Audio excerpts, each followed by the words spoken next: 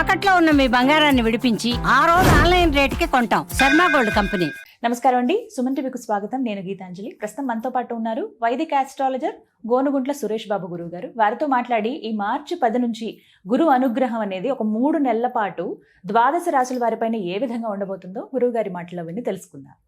గురుగారు నమస్కారం అండి. గీతాంజలి గారు నమస్కారం అండి. చాలా సంతోషం మీతో మాట్లాడడం. చాన్నాళ్ళు అయిపోయింది, ఎప్పటి నుంచో అనుకున్న సమయం రావాలి దేనికైనా. అంతేనండి. గురుగారు, మరి గురువు వక్రగతి నుంచి మళ్ళీ యథాస్థానానికి వస్తున్నారు మార్చి 10వ తారీఖు నుంచి అని విన్నాము. మరి ఈ సందర్భంగా ద్వాదశ రాశుల వారికి గురువు ఎలాంటి అనుగ్రహాన్ని అందిస్తారు? ఎందుకంటే గురువు అనగానే ఎప్పుడు అనుగ్రహించే గ్రహం అని చెబుతూ ఉంటారు కాబట్టి, మరి ఆ బృహస్పతి గురువు ఎలాంటి అనుగ్రహం అందిస్తున్నారు, ఏ ఏ రాశుల వారికి ఎలా ఉండబోతుందో తెలియజేస్తారా? ఓం గం గణపతియే నమః. స్వర్ణలక్ష్మి నమస్తే అస్తు. పరబ్రహ్మ స్వరూపిణి రాజ్యం దేహి ధనం దేహి సర్వకామాంచ దేహి మే. స్వర్ణలక్ష్మి అమ్మవారు ప్రతి ఒక్కళ్ళకి పరమానందంగా ఉండే ఒక బ్రహ్మ జ్ఞానాన్ని ఇవ్వాలి.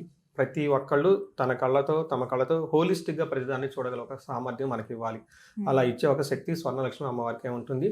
ప్రతి ఒక్కళ్ళకి రాజ్యం దేహి వాళ్ళకి ప్రతి ఒక్కళ్ళకి రాజ్యం దేహి అంటే ఏంటి, వాళ్ళకి అథారిటీ, పవర్, స్టేటస్ సింబల్ ఉండాలి.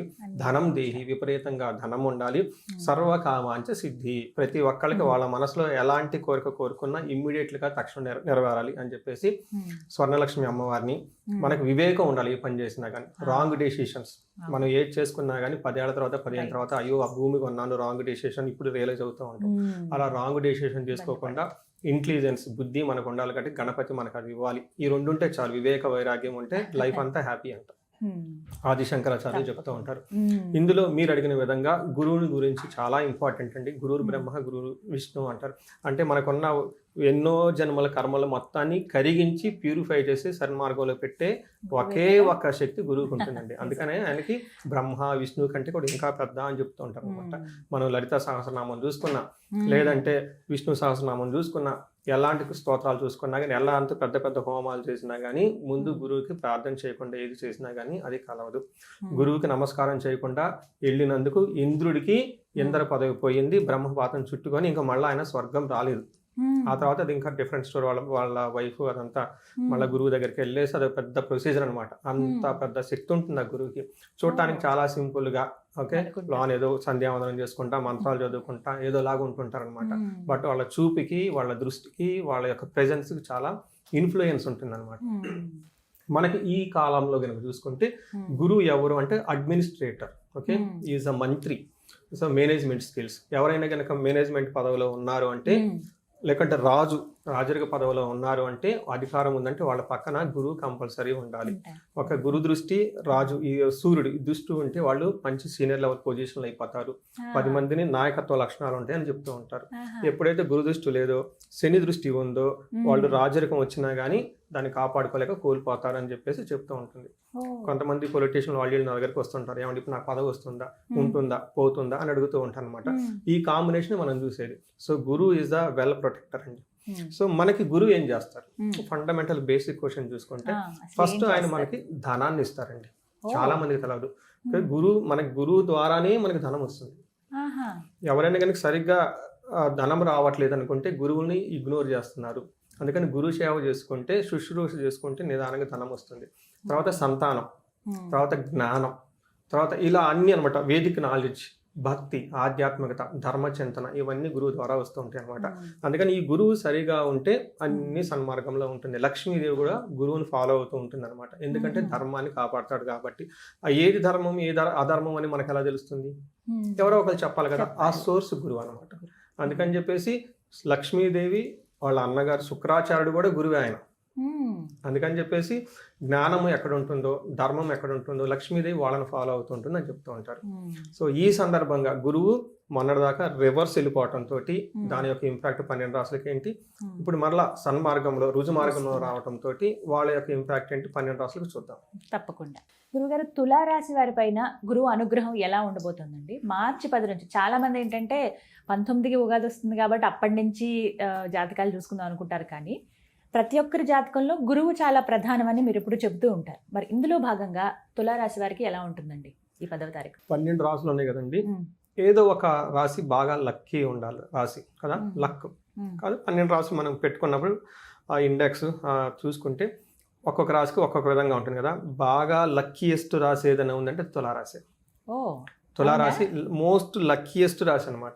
అందులోనూ 2025 సంవత్సరంలో 2026 సంవత్సరంలో ఈ 2 సంవత్సరాల రాశి ఫలాలు మన సుమన్ టీవీలో నేను చేశాను. లాస్ట్ 3 years నుంచి చేస్తూ ఉన్నాను. ఇది 3rd year మనం కూడా చేశాను.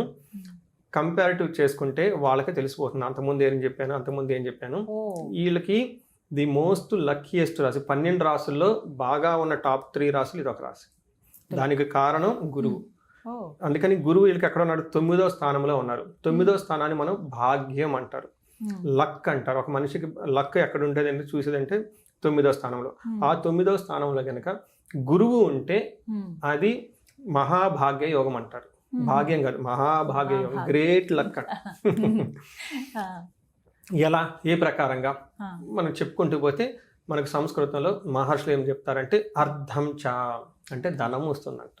2 స్వకులాచార అంటే వీళ్ళ వంశంలో ఉన్న వాళ్ళ పేరెంట్స్ నుంచి వస్తున్న ఆచార వ్యవహారాలు చక్కగా చేస్తారు అన్నది ముఖ్యం అండి.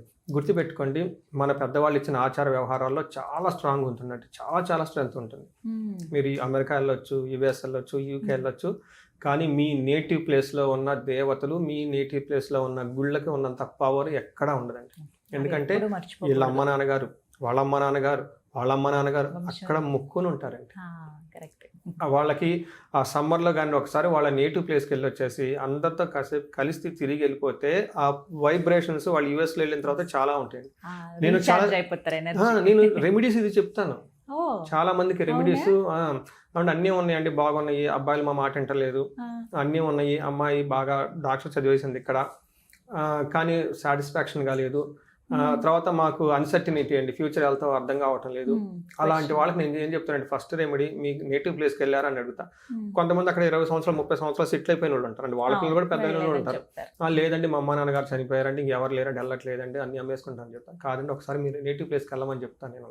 ఎందుకంటే అక్కడ స్వకులాచార, మీళ్ళ ఈ వంశంలో పాటించాల్సిన పద్ధతులు పాటించే వాళ్ళు ఇంకా ఉంటారండి. వాళ్ళు సింపుల్ గా ఉంటారు, కానీ వాళ్ళ దగ్గర ఉంటే మీ ఎనర్జీ లెవెల్స్ 10 times పెరిగిపోతాయి. కాన్ఫిడెన్స్ చూడండి, ఎప్పుడు ఎక్కడికి వెళ్ళినా అండి నేటివ్ ప్లేస్కి వెళ్ళిపోతే ఆ పక్క వాళ్ళు గుర్తుపెట్టి పలకరించేది ఒక నేటివ్ ప్లేస్లోనేనండి.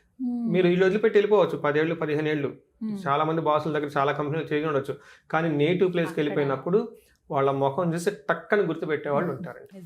అక్కడ స్వకులాచార, ఎవరైతే వాళ్ళ కులాచారాలు పాటిస్తూ ఉంటారో వాళ్ళ దగ్గర లక్ ఉంటుందనే దానికి ఇందులో మనకు క్లూ ఉంటుంది ఈ శ్లోకంలో. గృహ లాభం, చక్కగా ఇల్లు కట్టేసుకుంటారు, రియల్ ఎస్టేట్. సుఖ భోజనం, చక్కగా భోజనం చేస్తారు. చూడండి, మనిషికి లక్ అంటే ఇదే కదండి, చక్కగా భోజనం చేసి ఇల్లుండి మన పెద్దవాళ్ళు చెప్పిన పనులన్నీ చక్కగా పాటించుకుంటూ ధనం ఉంటే ఇంక కావాల్సింది ఏమన్నా, ఇంకేమైనా ఉందా? లేదు కదా.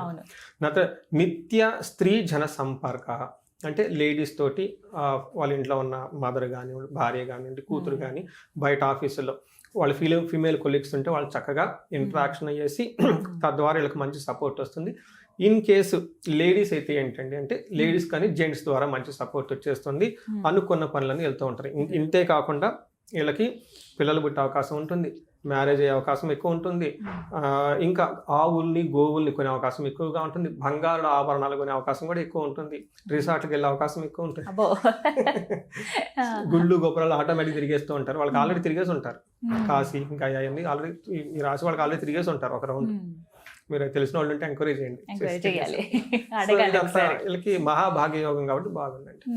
మరి వీరు ఇంకా మెరుగైన ఫలితాల కోసం ఏమైనా పరిహారం చేసుకోవాలంటారు? ఒకటి, వీళ్ళకి ఓవర్ అంబిషన్స్ ఉండే అవకాశం ఎక్కువ ఉంటుందండి. అందుకని యోగా మెడిటేషన్ చేయడం చాలా చాలా ఇంపార్టెంట్. భగవద్గీత కొన్ని శ్లోకం మన అట్లీస్ట్ ఒక్క శ్లోకం మన డైలీ చదువుకొని పడుకోగలిగితే చాలా చాలా బాగుంటుంది. అంటే ఎనర్జీ పాజిటివ్ డైరెక్షన్ లో వాడటానికి ఎక్కువ ఉపయోగపడుతుంది అనమాట. అంటే మనుషులు మిస్టేక్ చేసేది హై లెవెల్ ఎనర్జీ ఉన్నప్పుడే చేస్తారు. ఇప్పుడు గ్రహస్థితి బాగలేనప్పుడు మనం డౌన్ టు ఎర్త్ ఉంటాం, ఈ దేవుణ్ణి ఆ దేవుణ్ణి పూజించుకోవటం, ఈ గుడికి ఆ గుడికి వెళ్ళటం చేస్తూ ఉంటాం. మనం ఎప్పుడు అంత బాయిలో ఉన్నప్పుడు అప్పుడు గుడుగులు గుర్తావు కదా మనకి, ఈ వెకేషన్ ఆ వెకేషన్ అటు ఇటు వెళ్తాం గుర్తొస్తుంటాయి అనమాట. ఆ టైంలో మిస్టేక్లు చేసే అవకాశం ఎక్కువ ఉంటుంది. కాబట్టి టూ మచ్ ఓవర్ అంబిషన్ లేకుండా పులిహార లాంటివి దానం చేయటం, ఎల్లో కలర్ వస్తువులు దానం చేయటం, గురువులకి ఏమైనా దానాలు చేస్తూ ఉంటే బాగా కలిసి వస్తుందండి. ఎక్కువగా ఏదో ఒక్క శ్లోకం కనుక ప్రతిరోజు ఈవినింగ్ వెళ్ళి చదువుకొని పడుకోగలిగితే, పర్టికులర్గా భగవద్గీత ఒక్కటి ఒక్క చాలు, శ్లోకం, ఒక్క చక్కగా. శ్లోకం ఎక్కువ వద్దు, ఒక్క శ్లోకం జస్ట్ అలా పడుకునే ముందు టచ్ చేసి పడుకుంటే చాలండి. ఇది చాలా చక్కటి పరిహారం అండి. ఎవరు మేము చదువుదాం అనుకుంటే చదవలేకపోతున్నాం అన్న వాళ్ళకి చాలా ఈజీగా ఈజీ చదువుకోవడానికి ఉంటుంది. మ్మ్. ఆ ఫలితం కూడా పొందుతారు. అంతే. గురువు గారు చక్కగా వివరించారు. ధన్యవాదాలు. ధన్యవాదాలండి.